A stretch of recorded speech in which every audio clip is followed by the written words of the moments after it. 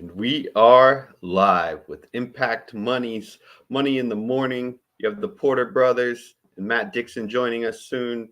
We're on a growing network, the Smart Money Culture TV network, with Mr. Go Bigley, the big guy, Fly Mackey himself, putting in the network. We're looking to expand into 18 million homes, and we're looking at the real estate, private property, financing. We have Bruce Porter Jr. on the stream here. Hello, David Porter. Good morning. How are you? Fantastic. Welcome, looking Texas. at the crypto market. Yeah, it's pretty nice, right? Welcome, Texas. Welcome, Louisiana. Thanks for joining in on your TVs there, joining us on Smart Money Culture TV. We have an exciting show ahead of us here. A lot going on. We are going to cover quite a few things. So, pretty interesting weekend that we had. We had a nice weekend. Of course, we had our initial Annie, or one of our, not initial, but we had another one of our Annie shows, which was a lot of fun. And so I have about another week or two of that. And I will say that it has been pretty challenging. Has been a challenging thing. Of course, I'm busy anyway. And then you add that in there, and it is a lot. It's a lot. Sounds like quite the sob story, Bruce. Dave says it sounds like a sob story. That is hilarious. Okay, so we are, of course, we're on live TV, and we are getting much better at this type of thing here. And so I am going to be trying out some new stuff here, posting out as we go. So we are about 2 minutes now into the broadcast, and we're going to hit commodities. All right, let me just post this out there. Boom. Okay, so oil, natural gas, and always please make sure to follow us on X. I'm Networks Manager. David, of course, is Sir David Porter. Matt Dixon is MD Trade. He'll be joining us. He is backstage at the moment. So, oil, copper, natural gas are down. Kind of interesting. I think natural gas is trading at all-time lows or near all-time lows. I think that more than likely the Houthis probably have something to do with this. They have been wreaking havoc over there in the Red Sea, and that is a big route for the natural gas. So I think that probably does have something to do with it. Who knows? Oil, though, down as well. Does kind of point to a strengthening dollar, I would say. Same with copper. It could also have to do with, of course, the stock markets today are closed. So that kind of remains to be seen how that all will shake out. But those are down. Now, there we go. Okay, right up there. All right. So that's, that's something we always want to keep an eye on as oil moves higher. Of course, that can have a large effect on the inflation and on the different markets. Let me just share my screen here. I was looking at the Asian stock markets, but let me just go right over here to oil. Yes. So you see oil is still trading under this level here. It's kind of a psychological level of $80. I feel like once we start to soar over that $80, that psychologically plays into a lot of how the market reacts. And of course, how much we pay for everything. You see, there's a big talk right now about the truckers. They're not going to deliver, certain products and whatnot into New York. And that's just kind of a little glimpse into the types of things that can happen if the fuel goes up. So if the price of gas goes up, everything goes up, of course, because they have to deliver everything everything is influenced by that. You're paying more at the pump, you know, and of course it costs more to get you there. So Trump gets hit with a $354 million fine. Absolutely crazy. And he's banned from doing business in New York. What do you think about that, David? Man, who's his attorney? I don't know whose attorney, managed that deal. Doesn't seem like it's very favorable. I mean, everyone loves her, so I've learned in my older age to not go against the stream so much. Everyone loves her, but I feel kind of the same way. I mean, if you want to put me in there in court, man, I want the killer. You know what I mean? Give me the killer. Give me the guy that everybody wonders if he's shady or not shady. It doesn't care what he does to get the job done. That's the one I want. You know what I mean? Like, that's just me. Of course he'll appeal it, right? Of course he'll appeal it, but it's it hits. Yeah, it's such a funny case. Such a funny case where there's no victim. There's no victim. Like, literally, there's no, like, that is a very good point. There's no victim, right? So, like, when you get charged with something or you get, in these cases, like, there's a victim, right? And that victim, of course, and then the state, of course, goes on and they carry the charges and everything else. And there's literally no victim.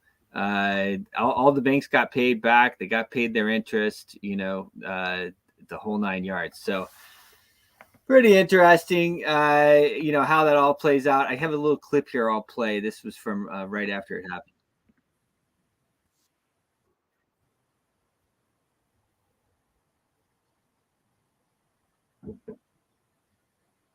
Either. You cannot simply use the law as a cudgel and go after somebody in a way that appears political. This lends credence to the argument that President Trump makes over and over, that it's not just a prosecution, these are persecutions. And his base is going to rally to that every time this happens. We got to remember, too, that as you noted there, and as he continues to note, there weren't, quote, victims here. There weren't people that came forward and demanded justice from the attorney general. So in New York, even though we're referring to this as the Supreme Court, they have unusual language that they use in New York. It's not their final court of appeal. Their court of appeals is actually above their state Supreme Court. So the Trump team feels like on so many different counts, they've got a really strong measure on appeal. No doubt that they're going to take every penny of this to appeal. So what happens in the meantime? A lot of this has been put on hold, taking the business licenses and those kinds of things. So we'll see how they do on appeal, but no doubt that's what they're going to do. Yeah, I mean, Ari, when you evaluate your own properties for the purpose of insurance or the purpose of getting a loan from a bank, it comes basically with language that says this is our assessment. Then the bank step in, they do their assessment on how much the property is valued. And in none of those cases involving the Trump organization, did any of these parties bring any litigation against the Trump organization for any false representation, correct? No, that is exactly right. And nobody has ever accused any of these New York bankers or insurance people of being behind the ball. I mean, these guys are pretty sharp at what they do, and they know how to sharpen their pencils. So all of this is why I put this in the political category, not a legal category. It's one of the reasons the norms have broken down in this country, because when the Democrats go to these kind of resorts to get somebody they don't like, we all lose faith in the system. It's the same thing as 2 impeachments that violated the rules of the House. It's all just to get the man they don't want. And the perverse result of it is they're going to get the man they don't want as a result of all these prosecutions. Well, yeah, I mean, there you have it. It's absolutely, we've never seen anything like it. I'm getting up there now. I've never seen anything like it in my life. I will say that when they went after Clinton, that was something else as well. And I wouldn't have supported that either. I didn't really support that. I thought it was kind of funny that they went after him like that. To me, it was ridiculous. I mean, obviously, yeah. Then they ended up getting. I think you need to be a little more. Oh, because so he would be more specific. So he had some shenanigans with Monica Lewinsky in the thing, and then they went after him. They spent, at the time, it was a lot of money. They spent like $60 million to go after him, and then they got him in there. And of course, he says, "I did not have sexual relations with that woman." And his definition of whatever. I don't even want to get into it. But that was another time where I saw a breakdown like this. So one thing I do want to talk about here as well. I want to we're moving forward. We have a so if Trump is leading Biden in the polls by 10 and 15% in North Carolina and Michigan, and I should share this tab instead. Let me just edit this real quick because that is leading in the polls in North Carolina and Michigan by 10 and 15%. How does the current administration think that they're going to win? I think that's a pretty good point to bring up. So I ran some numbers last night, and it's it's not there's always more to it, right? So actually, the easiest way, let's see, networks. I'll find it right here, because what happened is, of course, these networks manager. These elections are decided by razor thin margins. Okay, so what we have here, this is under Simone Tiba. Okay, and I can play this 30-second clip, and I'll play that, and then I'll go to my response. But how can Biden beat Trump in 2024? Here is a new Fox News poll in the two key battleground states. It found that Trump leads Biden by a 15-point margin in North Carolina and an 8-point margin in Michigan. All right, so my numbers are a little off, but not much. So how do the Democrats intend to win? I don't know, he says. Watch. And I like this guy, Simone. We should try to have him on the show. But let's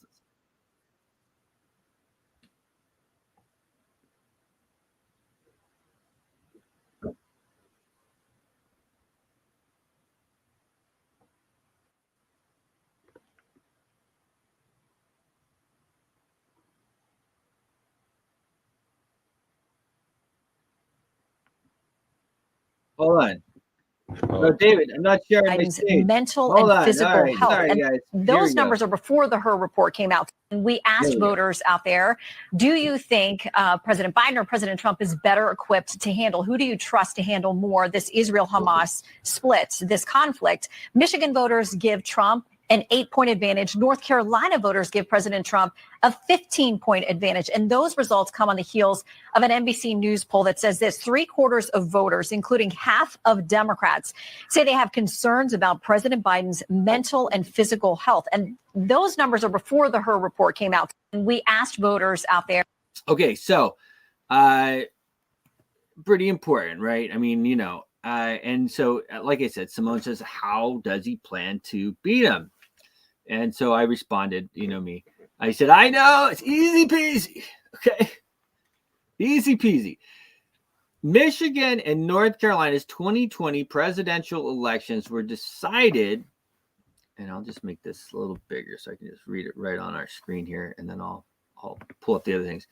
Were decided by approximately $100,000 votes, 100,000 votes in each. So, I mean, one was like 80,000 or something like that, and the other one was like 120 or 130. Okay, approximately 100,000 in each state was that was decided on.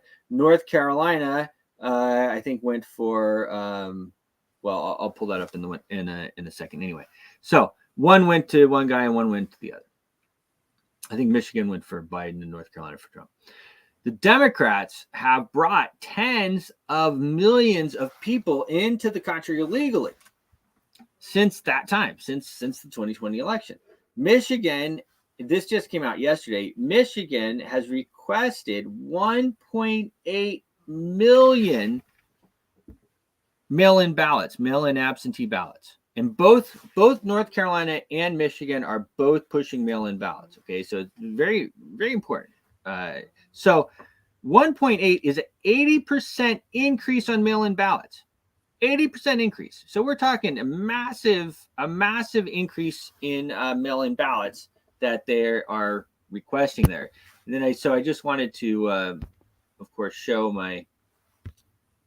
So here you have it here. Biden won Michigan, and it was 2,800,000. Okay, but to 2,649,000. So anyway, about a 150 split there. Okay, 150,000 votes. We have 10 million people that have come in, over 10 million people that have come into the country illegally, and they are being placed strategically.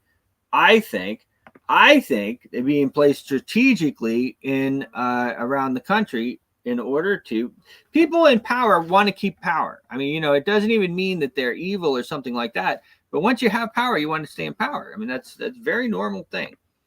And then North Carolina, of course, was decided by even less votes, 684 or 27. Anyway, less than 100,000 votes there. And then I just went on to share just some news clips. There in Michigan, refugees, asylum seekers overwhelm Michigan shelters. Officials fears numbers will only grow. This was January 5th, 2024, about a month and a half ago. And then over here we have Winston-Salem, North Carolina. Wait, if you don't know, it doesn't say North Carolina, but it is North Carolina. Increase number of immigrants rise near Winston-Salem. Increase comes with Title 42 ended, changing actions by large sanctuary cities nationwide. So anyway, point of the matter is not that anybody is bad or anything like that, but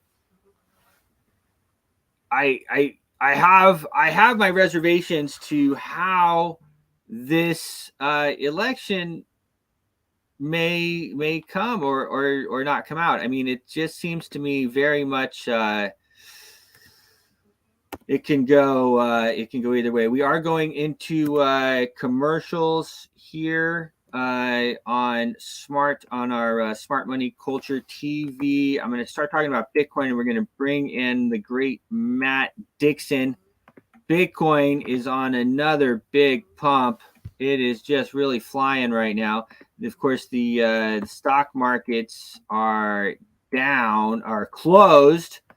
And so a lot of times the powers that be, they will take advantage of that, and they'll really pump it one way or the other, while a lot of the big money is out while they're out. So let me just share my screen here, and then we'll pull in the great Matt Dixon. Here we go. Look at this. Looking nice here. Nice and healthy. We are due a pullback, but that I just put out there on my Twitter. We may be due a pullback, but it's not going to be today. And that's how the markets work. Markets are emotional. And that's the way the markets work. So that is pumping pretty hard. And I think that will continue to do so.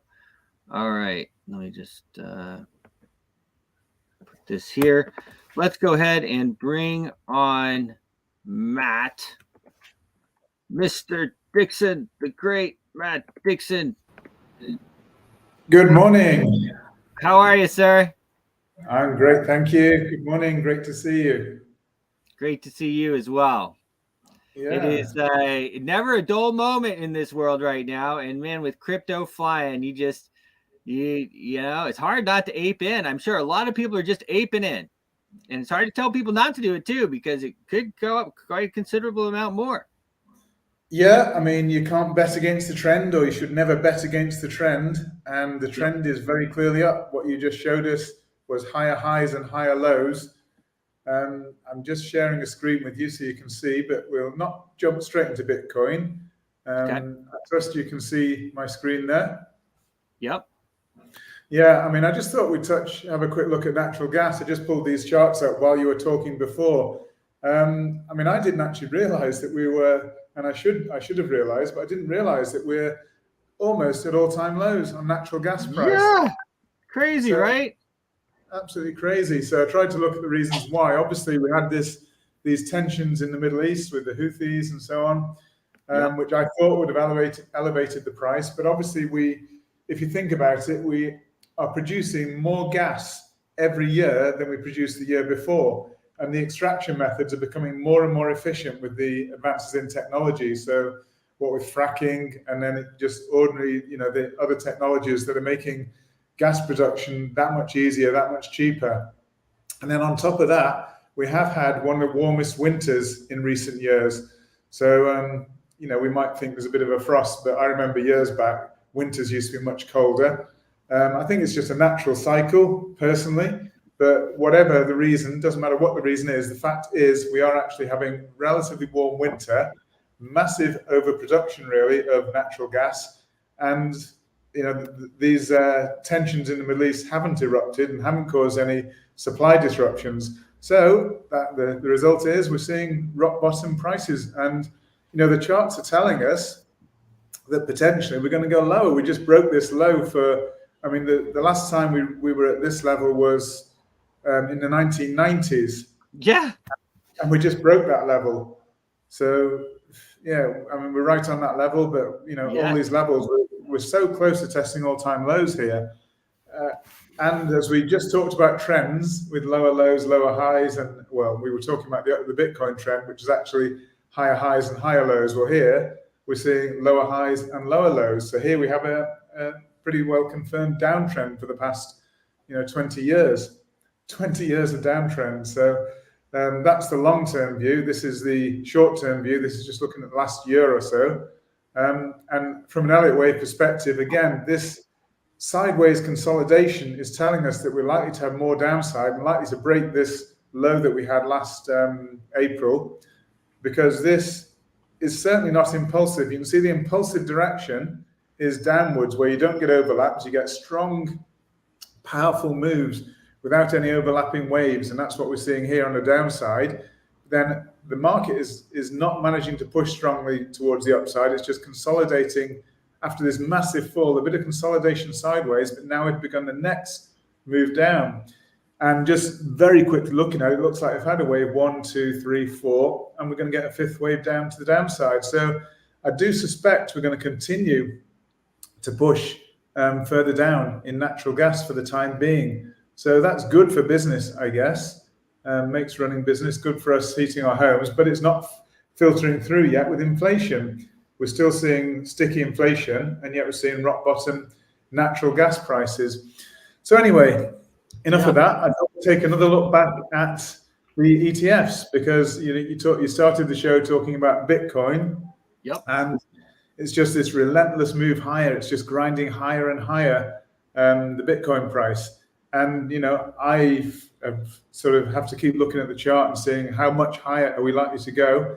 And we'll have a look at the Bitcoin chart in a moment. But I thought we'd just have a look back at what seems to be the driver behind it. And it seems to be these Bitcoin ETFs, which were obviously approved very recently. 11 Bitcoin ETFs were approved.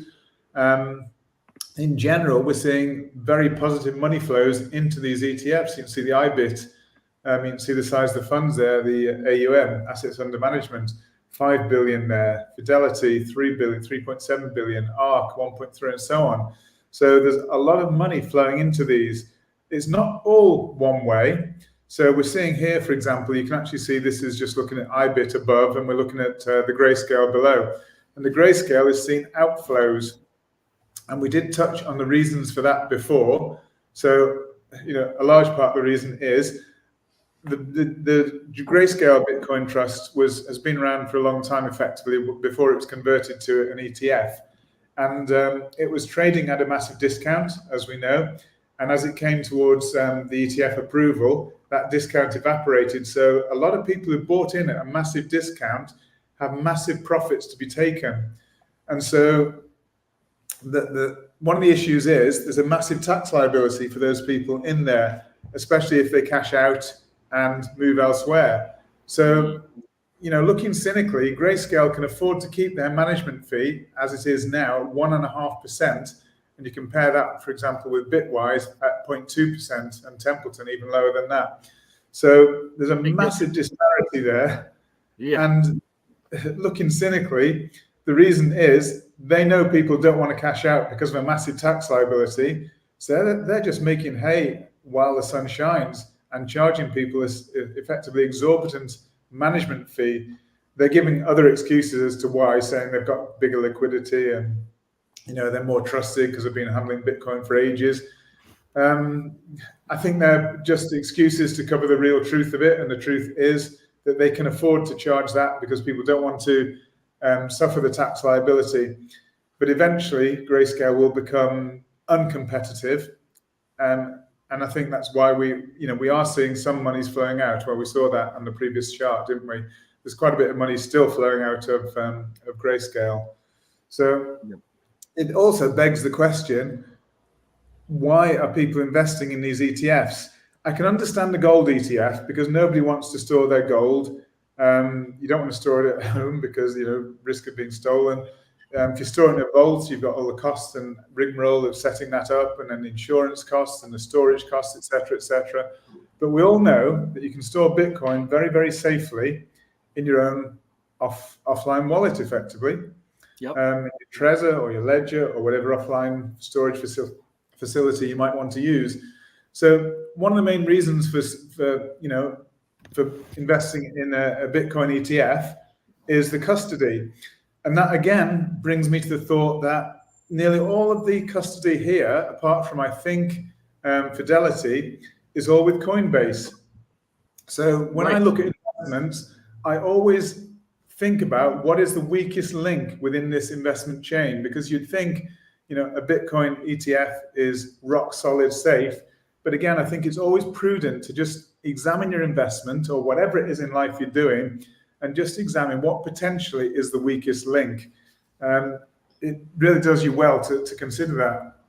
And the fact that they're all custodied with Coinbase, yes, Coinbase is rock solid, but I'm just saying you've got all your eggs in one basket there. If something were to happen regarding Coinbase, is it good to have everybody custodied with them?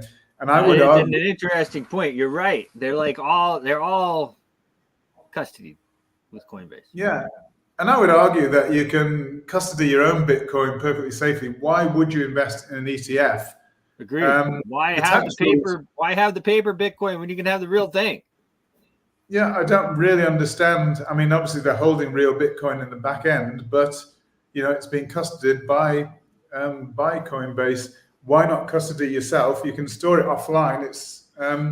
And you can do stuff with your lawyers to ensure continuity. You can also store it with Coinbase if you want. You can, exactly. So you can do that without paying. I don't understand. I can understand, as I say, why people pay fees for gold, for a gold ETF to hold gold.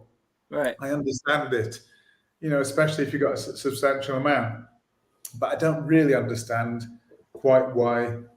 There's not a reasonable argument in my mind for the Bitcoin ETF. But anyway, there's money flowing in and it's pushing the Bitcoin price higher. So what's likely to be pushing prices in the coming week? Well, we know markets are closed today, but Wednesday we've got FOMC minutes coming out. That could be quite telling. We'll just get an idea or a flavor of what the Fed are actually thinking, what the thinking is behind keeping interest rates on hold, and what they're likely, moving forward.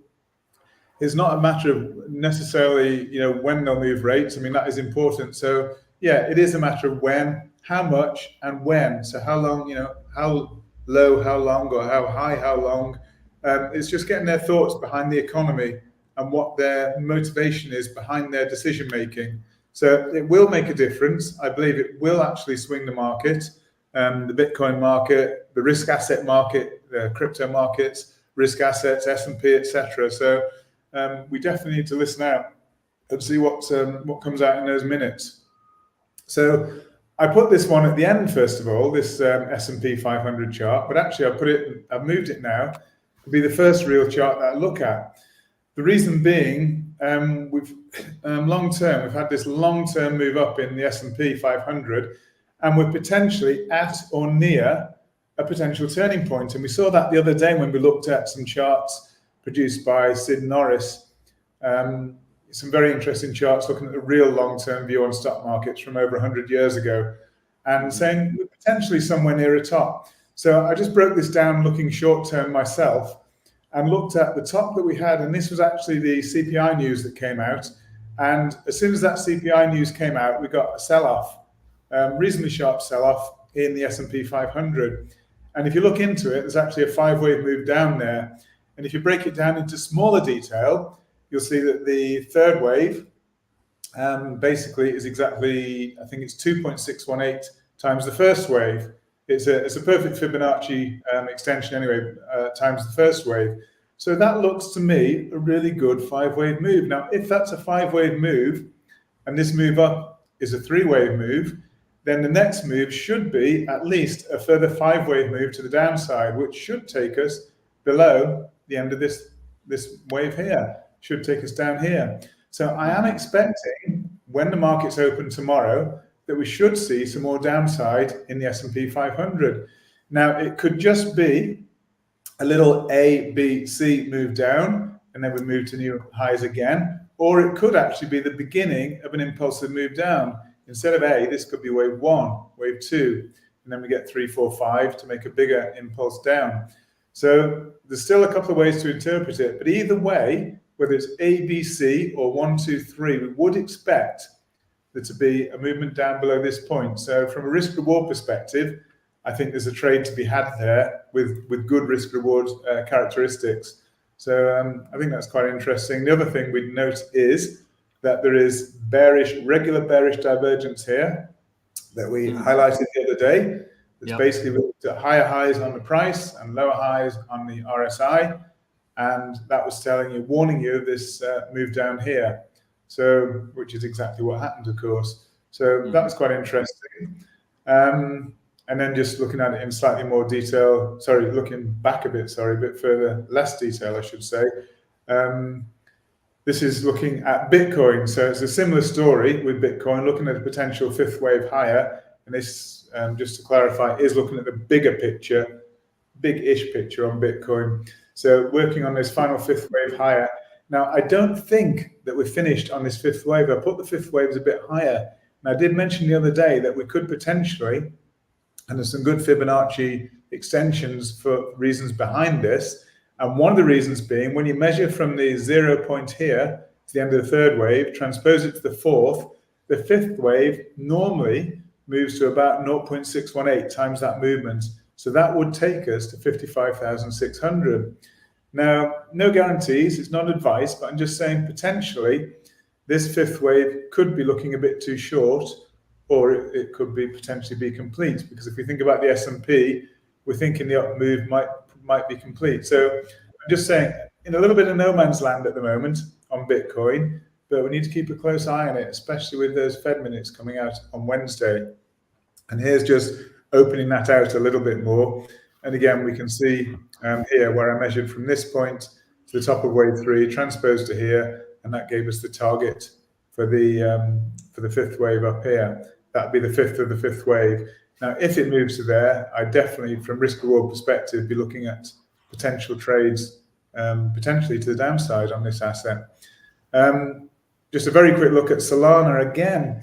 I think there's some evidence here that potentially we're looking for a bit more downside. Now, I don't think the upside is complete. I think after some downside, I think we'll probably still rally to new all-time highs, not just Solana, but Bitcoin and most crypto assets, highs above the recent highs we had here, for example, on Solana.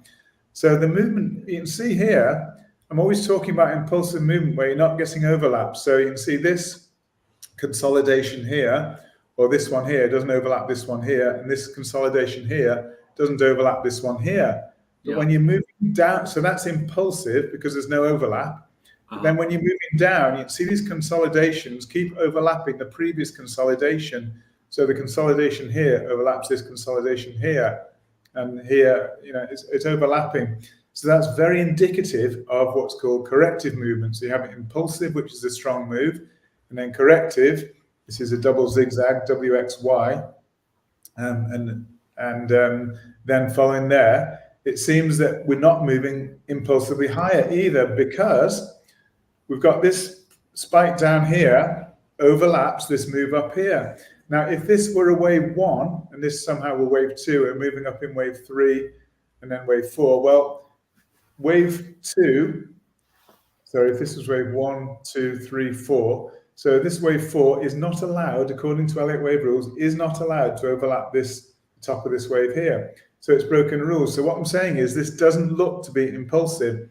It's another correction. So we've got correction down, correction up. So we would expect there to be a further move down, being a bigger ABC, a further move down. So I am expecting, along with the likes of Bitcoin and S&P and now Sol, so Solana, so they're all kind of tying in together, expecting some downside there. And here's the short-term look on Solana. We mentioned about divergences. There's two types of divergence here. The first one, this long divergence here, you've got lower highs in price and high highs in RSI. That's called hidden bearish divergence. It's telling you that this trend downwards here is likely to continue. So we should get some more downward movement on Solana. And also short term, we can actually see some regular bearish divergence. This one's called hidden bearish, which tells you a continuation of the downside.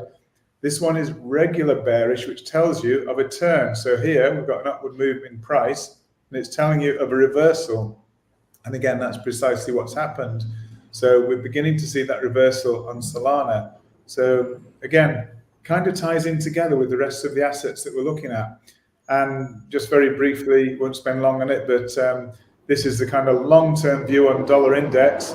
And we showed, for example, from the COVID low, we saw Bitcoin, we saw dollar index moving down. At the same time, Bitcoin moved from 3,850 to 28,000. So that was when Bitcoin was moving down. So we saw a massive spike, and even a bit further, it actually spiked to all-time highs here. Then when we saw Bitcoin when we saw dollar index moving up, we saw Bitcoin then move down from 69.5 down to the FTX crisis of 15.5. So we're seeing the inverse correlation here. And then from 15.5, we then see dollar index moving down, and we get the corresponding Bitcoin moving up.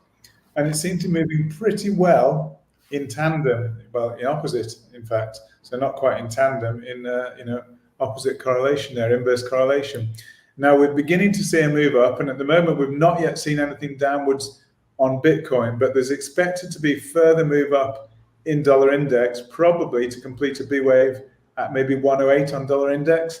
That should correlate with a bit of a sell-off in Bitcoin and crypto. Again, that would tie in with our overall thesis, but then we expect some more substantial downside in dollar index, which should give us that other pump.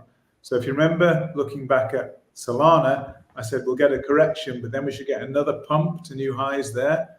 And that's actually what this is telling us on dollar index. So that's really nice to see everything tying in together there. And just finally, here's the short-term look at dollar index. This is the A, B, and we're getting a C wave up here. This would finish that bigger B wave I was telling you about. It's a bigger B wave up here. In fact, I've got it labeled here in blue. So we are expecting further movement up in dollar index, which should give us some downward movement in Bitcoin and crypto. And it's against expectations because everyone's thinking Bitcoin can only go up at the moment. And that's a dangerous position to be in. When everyone's thinking it can only go up, there's usually only one way it can go, and that's not necessarily up. If you want to learn more about this, obviously we mentioned quite a bit about the Learn How to Trade course that we're running last week in conjunction with mass adoption. There's a whole range of courses. So beginner course is just a couple of modules. The basic course is more in depth. The standard course, we'll talk about more next week. That's really a lot more hands-on. AMAs and workshops and so on, so really hands-on there. So I think this is really important. And it's not just about crypto. You can actually use these Learn How to Trade techniques for any of these asset classes. They all trade in pretty much the same way. So I think that's, I would strongly recommend that if you are a trader or you want to get into trading, then get some real competence behind you by getting involved with this Learn How to Trade course.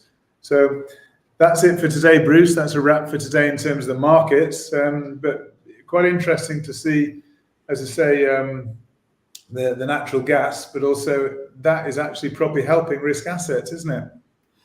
Yeah, I mean it's pretty interesting. I know, I saw over the evening. I think, I mean, the Houthis they hit another ship, and I mean it just seems that no matter how many missiles that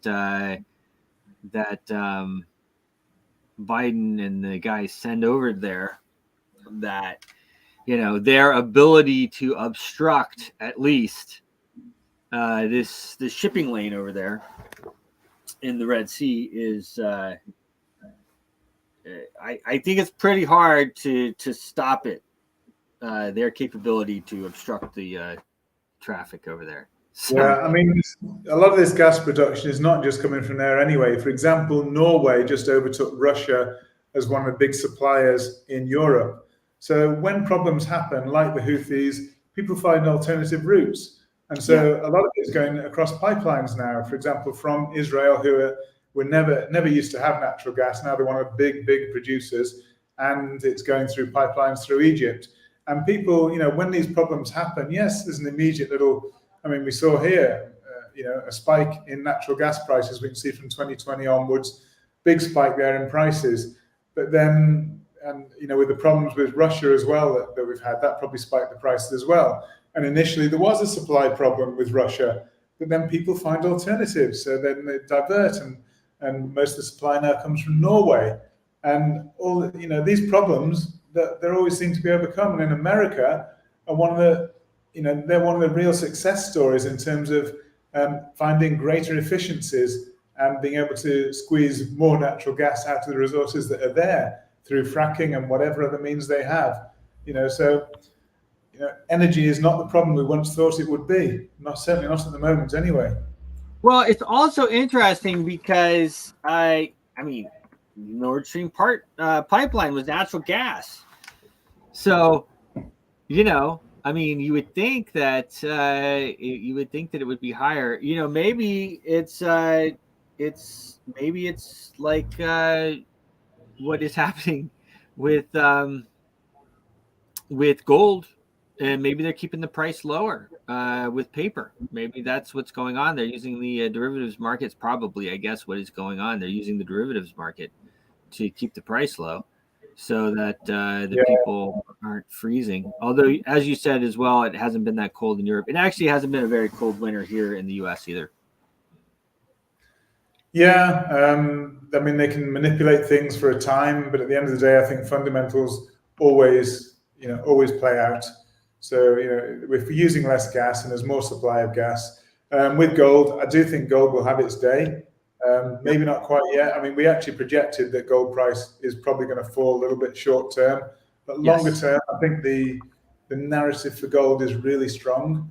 So, and it isn't just another sort of risk asset, and it's another one that you should diversify into a proper diversified portfolio. Don't put all your eggs in one basket, but it does have different performance characteristics to other assets. It's not correlated. And this is what Markovitz, Nobel Prize winner, suggested with his investment theory, is basically about diversification into as many uncorrelated assets as possible. So gold isn't correlated with a lot of other assets. So it's important as part of a well-diversified portfolio. So I have absolutely no doubt, if you've got a diversified portfolio, the whole point is it doesn't all go in the same direction at the same time.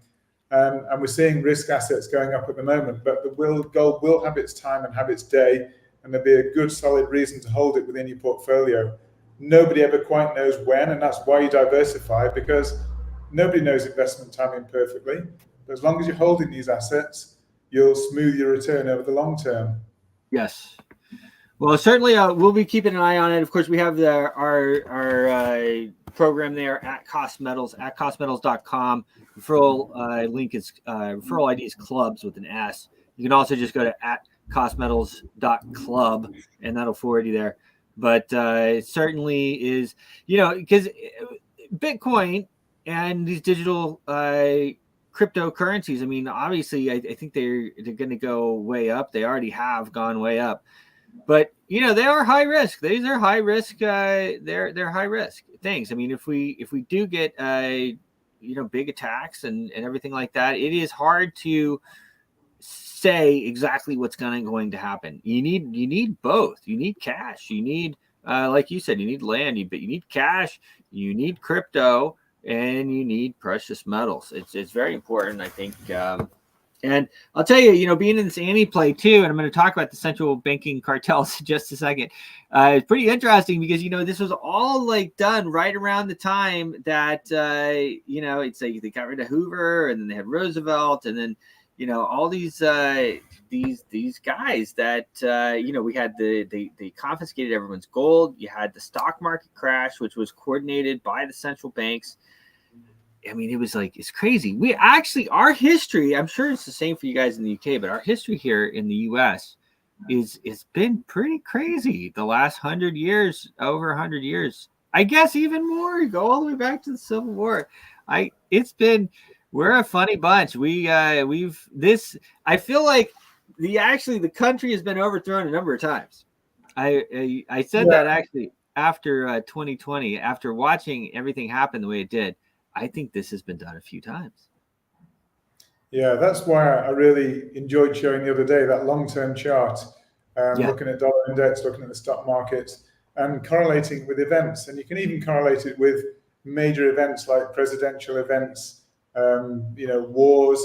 You can look at all these events, and they correlate perfectly with big market moves, big turns in the market, long-term turns in the market. So these things really have an impact. So it is important to watch what's going on in the whole world of the fundamental world of everything, really, because these things actually impact your investments. Absolutely, they do. Well, thank you so much, Sir Matt Dixon. Make sure you follow Matt. It's MD Trade on X at MD Trade. He's got a wonderful platform. I know they're updating it, but it's still awesome, even if it's still waiting on some updates. Eve.io. Check that out, and then make sure, guys, learn to trade.club. Trade with us, Trade Smart 10, and we'll have a lot of fun. Yeah, thank you. I should have put that on. Yeah, Trade Smart 10, isn't it? So yeah, we have it. We have it scrolling around along the bottom anyway. Yeah. Awesome. Nice. Good. Thank you. Lovely, guys. Thank you, everybody. Thanks for listening, and look forward to see you tomorrow. All right, Matt. See you tomorrow. Thank you. Cheers. Bye. Bye. So I wanted to touch a little bit on the history of the central banking cartels and its effect on everything that's happening in the world today. So I've gotten to the point now where we've been talking about this monetary revolution for a long time, but our understanding even of what is happening and what has happened has just, of course, grown and grown and grown. And this is not the type of stuff that they tell you in the history books. They don't tell you that, they don't tell you this stuff. They don't teach you in school about these things and how they happened. And what we really have, we have a central banking cartel. It's a cartel that runs most of the countries in the world. It's basically running the world. And I did not kill myself. Okay. I mean, that's what we're dealing with. They doesn't get any more dangerous of a cartel than this monetary cartel, this central banking cartel, because these are the guys that are funding everything. This is like the biggest scam in the world right now. And actually, the more I hone in on it, the more and more I hone in on it, the more I feel the eyes and the pressure on me because I'm over the target. And actually, you can look at even Elon Musk. Early this morning, I was having some trouble. I woke up. We did our Andy show, and then I woke up in the middle of the night, and I was kind of up. And he's even, kind of bringing attention to it as well. That, first of all, guys, before 1913, we didn't have these taxes. Okay? 1913, they started the Federal Reserve. The Federal Reserve, it was the Banking Act was put through in the midnight, and they pushed it through there. And our founding fathers They were totally against the central bank because they knew what would happen if a central bank came into the United States. Same thing that happened all over the world. Then you would have a government that was totally controlled by the central bank, because the central bank can print up whatever money they want, and everybody has to accept it. And then they can dilute you, they tax you, and you don't even realize it. And we look at the history of how this all works. So the stock market crash, okay, and everything was coordinated as well by the central banking system. And that was when they came up with all of this stuff, even the birth certificates and everything like this. There's a bond issued with every birth certificate. I mean, this stuff, it is crazy. And they have you on this paper money. It is a constitutional mandate in the United States Constitution to use gold or silver. And they have us using this paper money that the central bank issues. And they totally control it. 90% of the US dollar is digital already. So they only have to worry about 10% really of the cash that they can't quote unquote control. But it has that strip in there. And you're fooling yourself if you don't think that strip does much, because I'm sure that strip does a lot more than you think it does. Anyway, easy to track, very easy to track, easy to shut down, turn those, they can't use those bills, you end up using those bills, whatever, right? But of course, at the bank, it's really easy. So there was an interesting clip. I'm going to play it here. It was with Brian Orr, and he talked about how the central banking was a great business.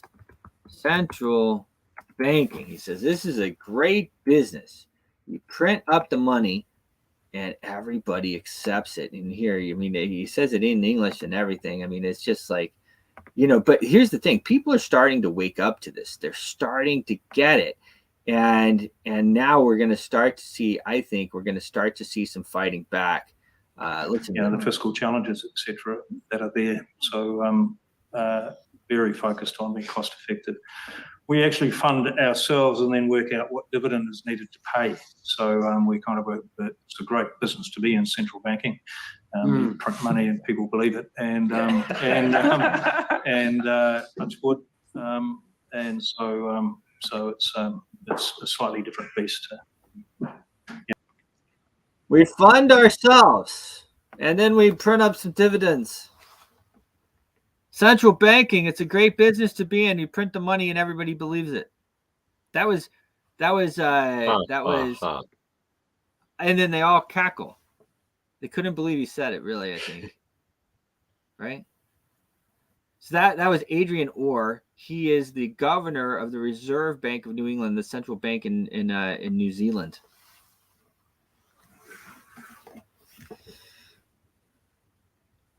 We have a big problem. The banking cartels are controlling all of our countries. Congress is not in control. That's why we can't get anything done. That's why we can't change anything, because the banking cartels are running everything. We have to get off the central banks. We have to end the Federal Reserve. The Federal Reserve is not federal. It's disguised as a federal organization, but it's not. It's a private entity disguised as a federal organization. And they print you this fake paper money, and they can dilute it at will. They can pay for whatever wars you want. And it's a scam. And that's why it was explicitly in our Constitution that we had to use gold or silver, because they knew that paper money, that this is what would happen, is paper money. And so you end up, I talking to a guy online yesterday, he says, oh no, I'm debt free. I said, no, you're not debt free. Every $100 comes with $3 of debt that we have to pay the central bank. The $95 billion bill that they're trying to push through right now, the Federal Reserve makes like $3 billion on that. It's absolutely crazy, guys. It's crazy. We will never get out of debt on the US dollar with the central bank printing it. We're out of time. I love you guys. Thanks for joining us in Texas and Louisiana on your TVs. David and I will be back on in 5 hours with the Porter Brothers Show. Thanks for joining online. We love you guys. See you soon. Your voice is powerful. When combined with social engagement, it's a force for change. Decentralized media paired with free speech is the catalyst for an empowered world and a unified, invaluable ecosystem.